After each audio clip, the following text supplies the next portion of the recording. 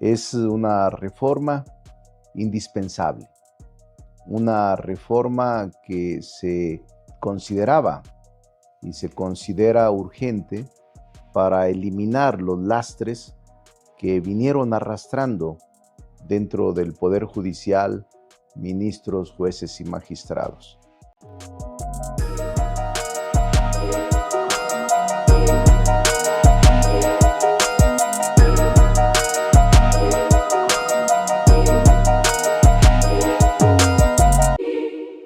Gentiles amigos de Mirada Profunda, este espacio de periodismo sin compromisos, bienvenidos.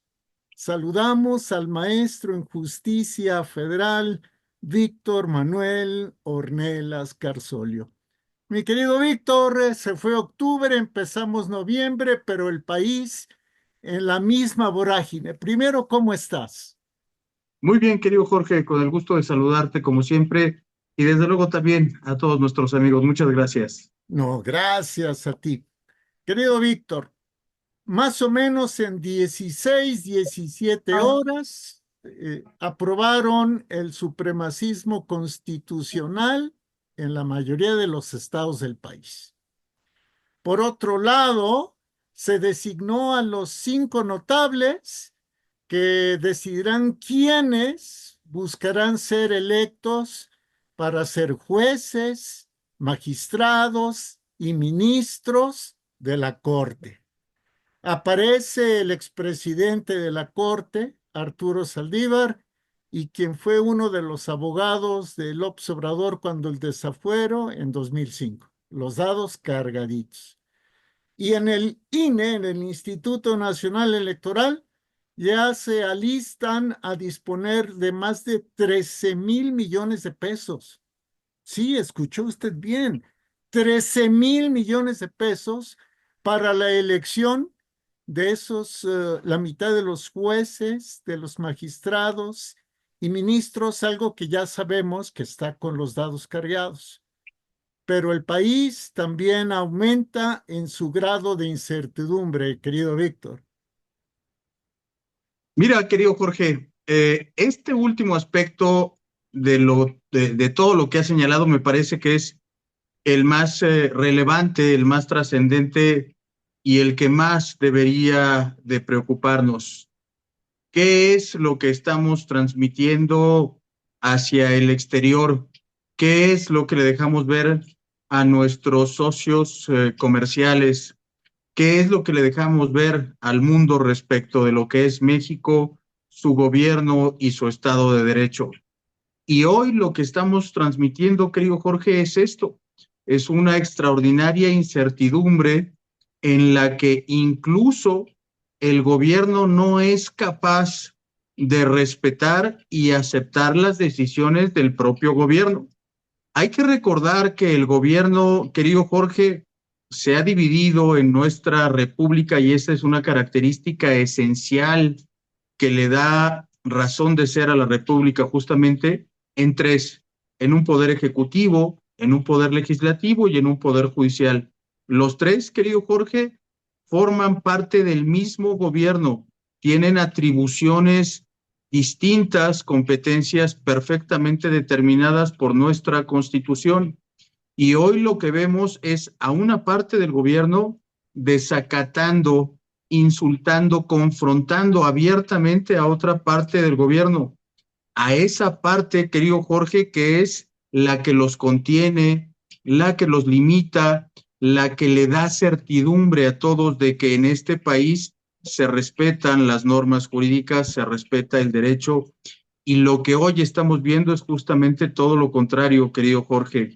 Tenemos un país completamente convulsionado en muchos aspectos, pero un país que vive una crisis de gobierno, una crisis constitucional como yo por lo menos no recuerdo haber visto nunca. Podemos recordar aquellos años del PRI todopoderoso en el que efectivamente ellos decidían absolutamente todo, como hoy pretende hacerlo y seguramente lo hará el partido en el poder.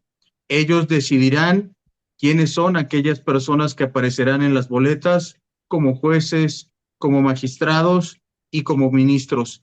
Ellos decidirán cómo y en qué forma se modifica la Constitución.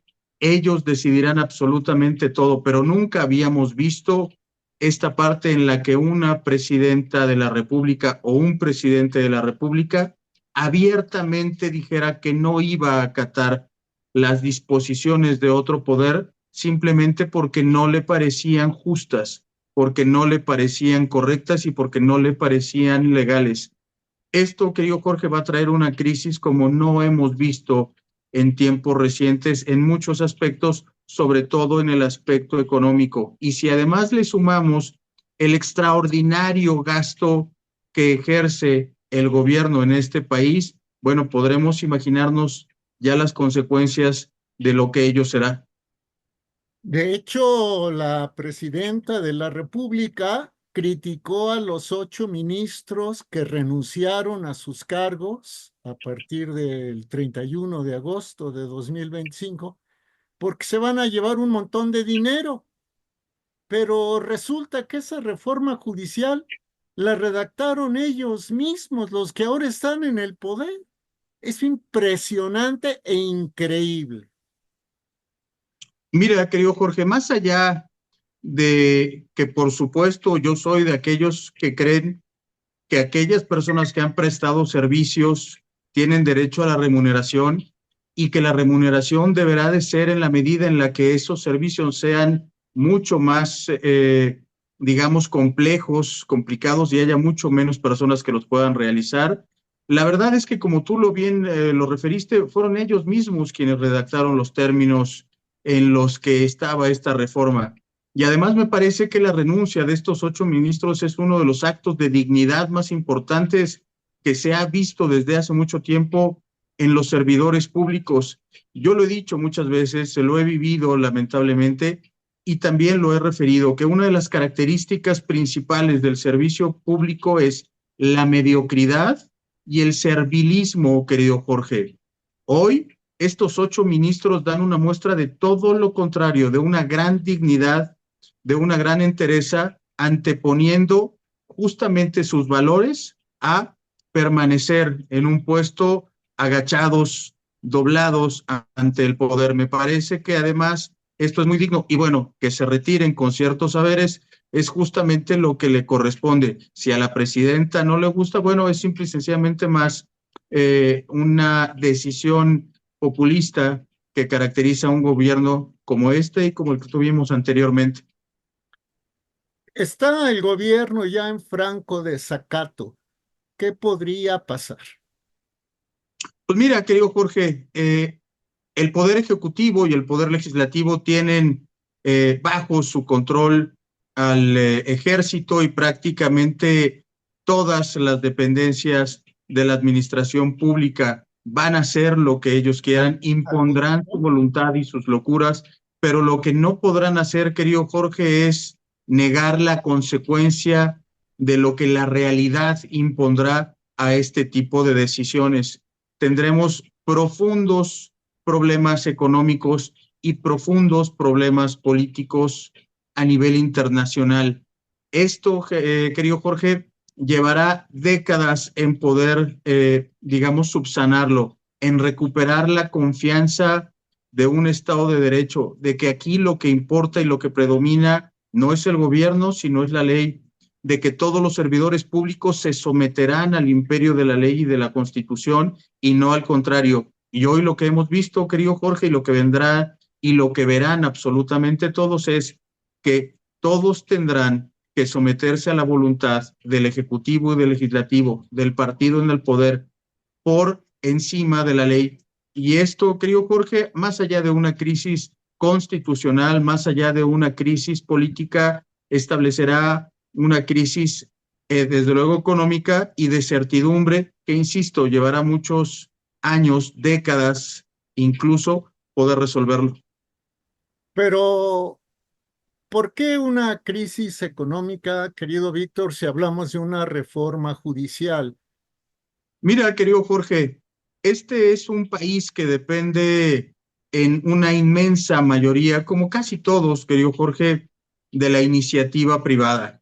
de los inversionistas nacionales y extranjeros, de todos aquellos que ponen en riesgo su dinero, que hacen, que crean fuentes de empleo, que hacen que la economía crezca, que permiten a cada uno de nosotros en una economía circular tener la posibilidad de contar con mejores, digamos, instrumentos para que nuestra vida sea mucho más digna.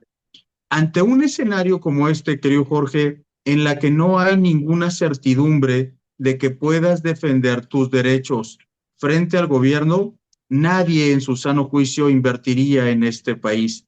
Nadie en su sano juicio mantendría sus inversiones.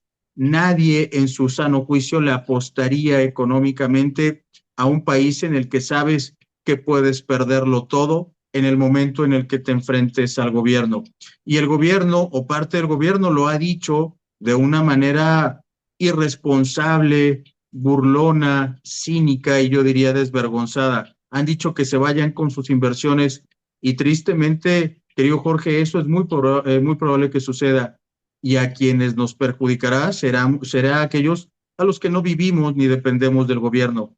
Hay una inmensa mayoría, más del 80% o el 90% de la población que no depende económicamente de los ingresos del gobierno, que no depende de lo que el gobierno le da. Y aquella otra parte, que son muy poquitos, pues evidentemente con estas dádivas no les alcanzará para mantener una vida digna cuando todo lo demás haya terminado. Veamos cómo están estos países, querido Jorge, que han servido de ejemplo, como Venezuela, como Cuba, como Nicaragua y como muchos otros, en los que se acabó prácticamente con la libertad y ello significó que todos los capitales o gran parte de los capitales se fueran. Ese, querido Jorge, es uno de los problemas que me parecen más delicados, más preocupantes para la inmensa mayoría de nosotros y sobre todo para los que menos tienen. Pues aquí tiene usted la explicación que ha dado el maestro en Justicia Federal por el Instituto Nacional de Ciencias Penales, el INACIPE, el maestro Víctor Manuel Ornelas Carsolio. Pero, ¿qué tal? Y eso ya lo dice Jorge Santa Cruz. ¿Qué tal? ¿Usted dio su permiso para que mandaran gratuitamente miles y miles de barriles de petróleo a Cuba? ¿Le consultaron? ¿No es acaso otra vez Petróleos Mexicanos una empresa pública? ¿No es Petróleos Mexicanos, petróleos de los mexicanos? El doble lenguaje, ¿no? Mi querido Víctor, pronto nos encontramos, Dios mediante. Será un placer, querido Jorge, un abrazo afectuoso para ti y todos nuestros amigos. Igualmente, el maestro Víctor Manuel Ornelas Carsolio, gracias a la doctora Laura Flores Reyes por haber propuesto esta serie de entrevistas con el maestro Ornelas Carsolio y sabe que gracias sobre todo a usted, porque como siempre decimos, nos ve, nos oye y participa. Hasta la próxima.